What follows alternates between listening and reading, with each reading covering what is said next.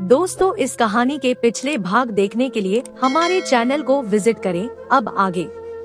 चौधरी ने कहा, देख रेखा, तेरा मर्द तो अब रहा नहीं, तेरी भी बहुत सी इच्छाएं होंगी।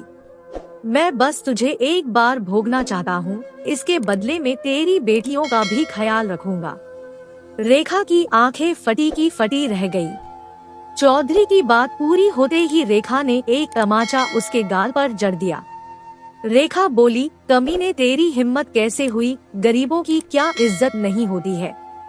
रेखा के प्रहार से चौधरी एकदम आग बबूला हो गया। वहीं हरिया ने तुरंत रेखा के बाल पकड़कर जमीन पर धक्का दिया। हरिया ने कहा, हरामजादी, तेरी इतनी हिम्मत की मालिक पर हाथ उठाया। हरिया ने लातें बरसानी शुरू कर दी और पूनम दरवाजे से भागकर अपनी मां को बचाने लगी। दो अवला नारी बेचारी क्या करती चार पहलवानों के बीच। आसपास के लोग भी तमाशा देखने के लिए आ गए थे।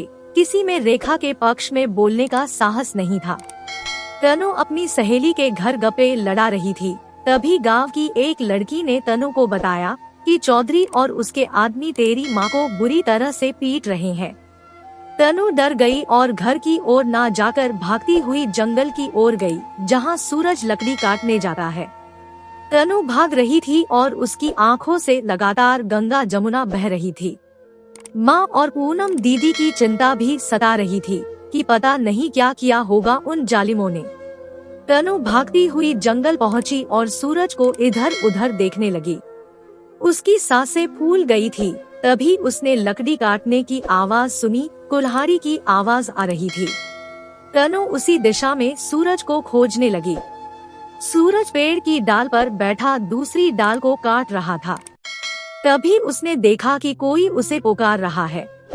सूरज तुरंत डाल से नीचे उतरा। उसने देखा कोई लड़की भागकर उसके पास आ रही है। सूरज तुरंत कुल्हाड़ी लेकर उस लड़की की तरफ भागा। सूरज जैसे ही कुछ नजदीक आया, उसके होश उड़ गए। सूरज बोला, तनु दीदी का हुआ, काहे भाग रही हो? तनु भागकर सूरज के पास आई। उसकी सांसें उखड़ गई थी। सूरज डर गया। वो तुरंत तनु को अपने सीने से लगाकर बोला, क्या हुआ दीदी, इतनी डरी हुई क्यों हो? तनु सांसों को स्थिर करती हुई बोली, सूरज, माँ और दीदी को बचा ले, चौधरी उन्हें मार देगा। तनु के इतना बोलते ही सूरज गुस्से से कुल्हाड़ी लेकर घर की ओर भागा। इधर रेखा जमीन पर पड़ी हुई थी। हरिया एक पैर रेखा के पेट पर रखा हुआ था और पूनम रोती बिलखती चौधरी के पैर पकड़कर रहम की भीख मांग रही थी। चौधरी बोला, साली ने मेरे गाल पर तमाचा मारा है, अब देखता हूँ कौन तुझे बचाता है। हरिया बोला, मालिक आप कहो तो दोनों माँ बेटी को यही नंगा कर देता हूँ। बहुत फुदक रही थी दोनों। हरिया रेखा को जमीन से उठाता हुआ बोला। पूनम ने कहा, मालिक मेरी माँ को छोड़ दीजिए, हम सारा कर्जा चुका देंगे, मैं आपके पैर पड़ती हूँ। रेखा बिलखती जा रही थी, लेकिन किसी ने उसकी एक ना सुनी। लोग मूक बधिरों की तरह तमाशा देख रहे थे। चौधरी रेखा को पकड़कर उठाता है और पूनम को गंदी नजरों से देखते हुए कहता है, मैं तेरी माँ को छोड़ दूंगा, तू मेरे साथ प्यार से एक रात सो जा। चौधरी पूनम से हल्के स्वर में बोला ताकि कोई और ना सुन ले। पूनम फूट फूट कर रोने लगी। वहीं हरिया की लात खाकर रेखा भी अधमरी सी हो गई थी। पूनम चौधरी की बात सुनकर दहाड़ती हुई बोली, चौधरी होश में रह, ईश्वर देखता होगा, तेरी बेटी भी मेरी हम उम्र की है, अपनी उम्र और इज्जत का तो लिहाज कर। अगर मेरी माँ को कुछ हो गया तो तेरी खैर नहीं है। पूनम गुस्से से दहाड़ती हुई बोली। चौधरी गुस्से में आकर पूनम के गाल पर 3-4 थप्पड़ मार देता है। थप्पड़ इतना तेज था कि पूनम के मुंह से रक्त की धारा बह गई। फिर चौधरी ने हरिया से कहा, हरिया, इन दोनों माँ बेटी को नंगा करके पूरे गांव में नंगा घुमा। दोनों माँ बेटी बहुत जवान लड़ा रही है। हरिया तुरंत वैसा ही करने लगा। पूनम बिलख रही थी। हरिया ने रेखा की साड़ी को उतार कर फेंक दिया। अब जैसे ही हरिया ने रेखा के ब्लाउज को पकड़ा, वैसे ही हरिया के सिर के 2 टुकड़े जमीन पर फड़फड़ाने लगे। चौधरी और उसके आदमी आंखें फाड़े खड़े के खड़े बुत्से बन गए थे। जो लोग खड़े अब तक तमाशा देख रहे थे, उनमें अफरा तफरी मच गई। सब अपने घरों की ओर भागने लगे। जैसे ही हरिया ने रेखा का ब्लाउज पकड़ा, तुरंत ही सूरज ने भागते हुए अपनी कुल्हाड़ी हरिया के सिर में दे मारी। हरिया के सिर के 2 टुकड़े जमीन पर पड़े हुए थे। सूरज ने इतनी तेजी से प्रहार किया कि लोगों के पसीने छूटने लगे। पलक झपकते ही खून की पिचकारी बहने लगी। पूनम ने देखा, सूरज क्रोधित होकर गुस्से से चौधरी की तरफ लपका। सूरज बोला, चौधरी तेरी हिम्मत कैसे हुई मेरी माँ और बहनों को छेड़ने की, आज तेरी लाश जाएगी यहाँ से। सूरज का रौद्र रूप देखकर चौधरी भयभीत हो गया। चौधरी के 2 आदमी हरिया की सरकटी लाश देखकर भाग गए, अकेला चौधरी ही बचा था। पूनम बोली, सूरज आज इस चौधरी के कुत्ते को छोड़ना मत, तुझे राखी की सौगंध है भाई। इसने माँ को बहुत जलील किया है, बहुत शोषण किया है। हम दोनों का आज इस शोषण से मुक्ति दिलाने के लिए तुझे इसका नरसंहार करना होगा भाई। पूनम रोती हुई बिलखते हुए बोली। चौधरी की हवा खुशक हो गई थी और डर उसके माथे पर पसीना बनकर बह रहा था। सूरज ने कहा, चौधरी तेरे पापों का अंत आ चुका है, एक माँ की इज्जत से खेलने का दंड तुझे जरूर मिलेगा। सूरज कुल्हाड़ी लेकर चौधरी के पास पहुँचा। चौधरी का कपाता हुआ बोला, बेटा सूरज मुझे माफ कर दे, मैं सारा कर्जा माफ कर देता हूँ, मेरी जान बख्श दे।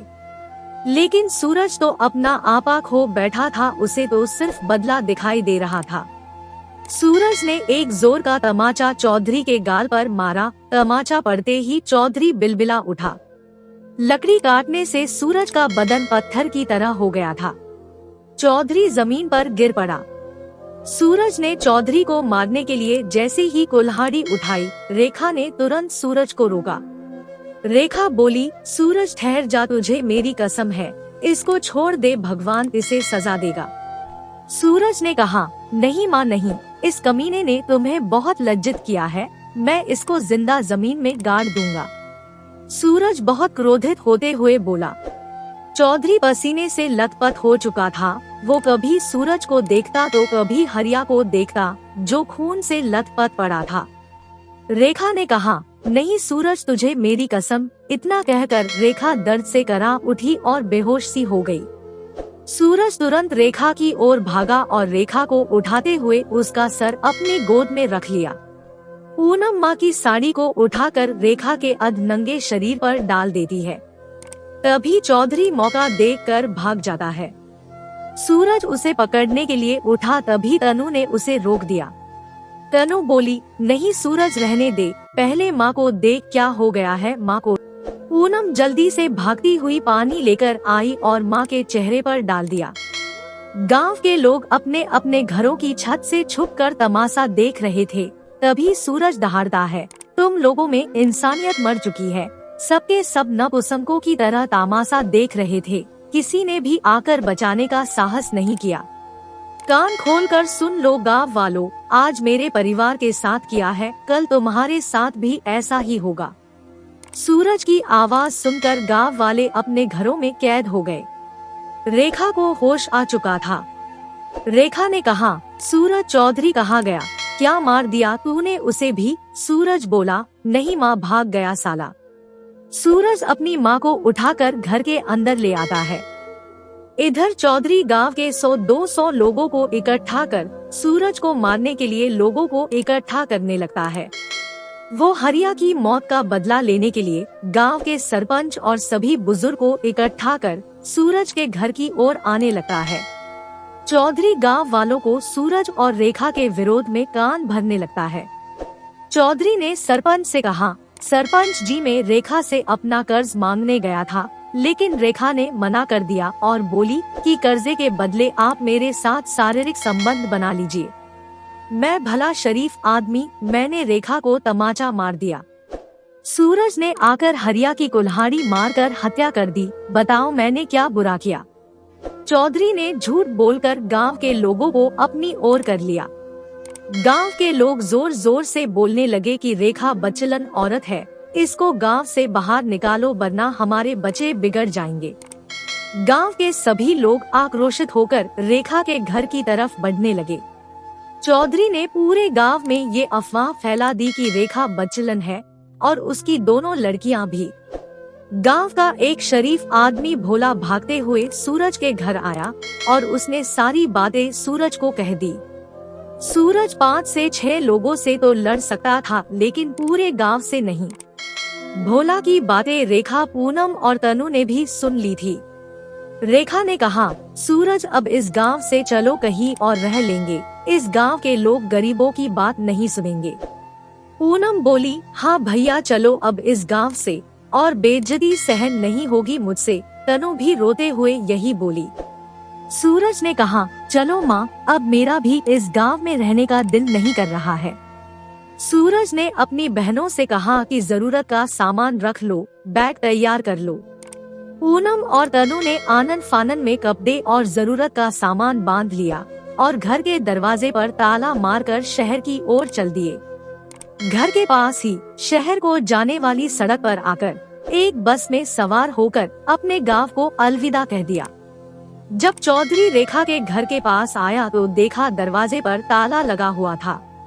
चौधरी बोला, देखा गांव वालों, रेखा अपने बच्चों को लेकर भाग गई। गांव वाले चौधरी की बात का यकीन करने लगे। गांव वालों ने कहा, चौधरी साहब रेखा कभी तो आएगी गांव वापस लौटकर, जब भी आएगी हम सब लोग उस बच्चलन औरत से आपका बदला जरूर लेंगे। इतना कहकर गांव के लोग अपने अपने घरों की ओर लौट गए। हरिया की लाश को ले जाकर उसका अंतिम संस्कार कर दिया गया।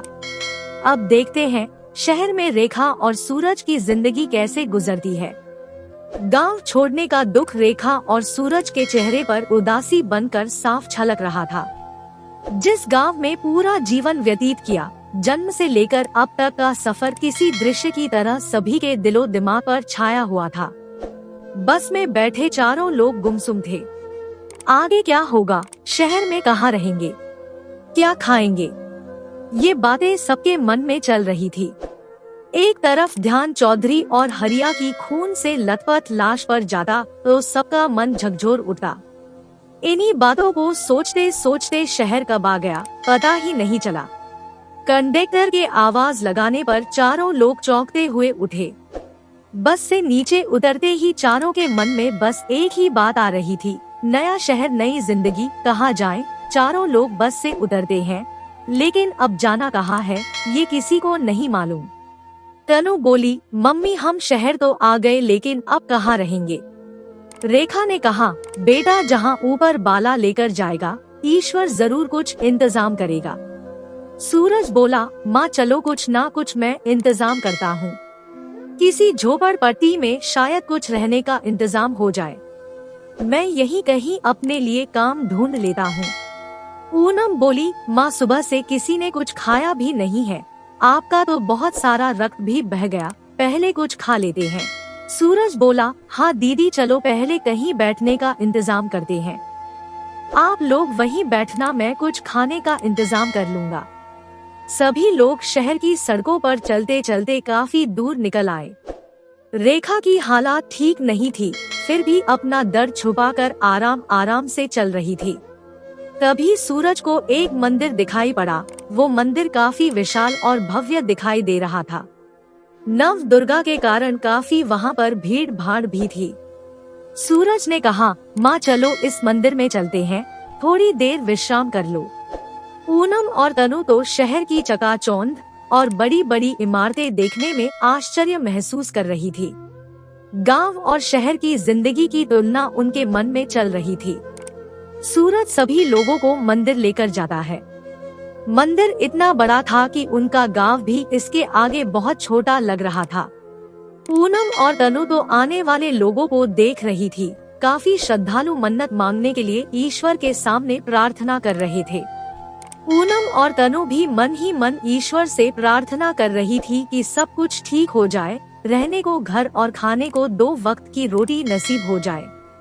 ईश्वर को देखकर लगभग सभी के मन में यही प्रार्थना थी। मंदिर के अंदर बहुत बड़ा आलीशान चबूतरा बना हुआ था, इसलिए रेखा और पूनम तनु वहीं बैठ गई।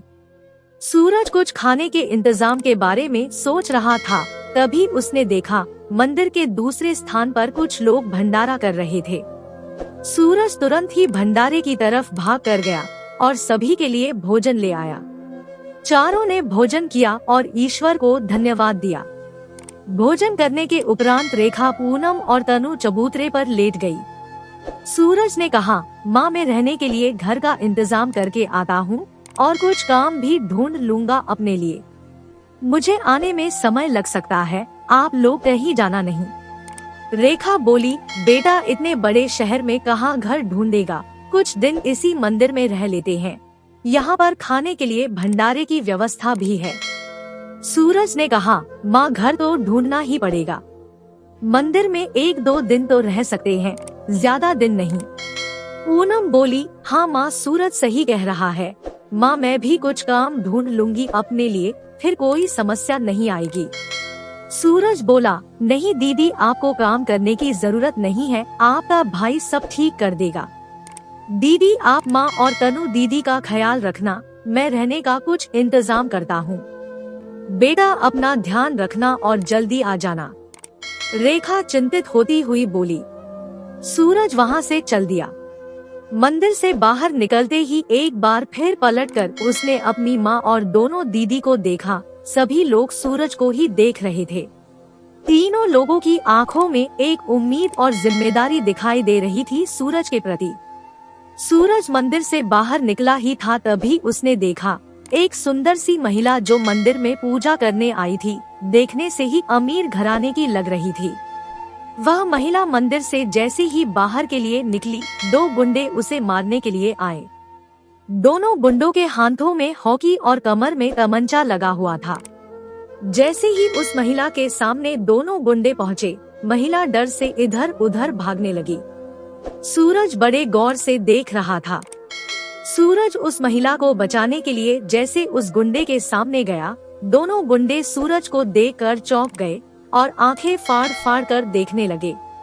सूरज उस महिला के सामने पहुंचा तो सूरज को देखकर उस महिला की आंखों से आंसू बहने लगे।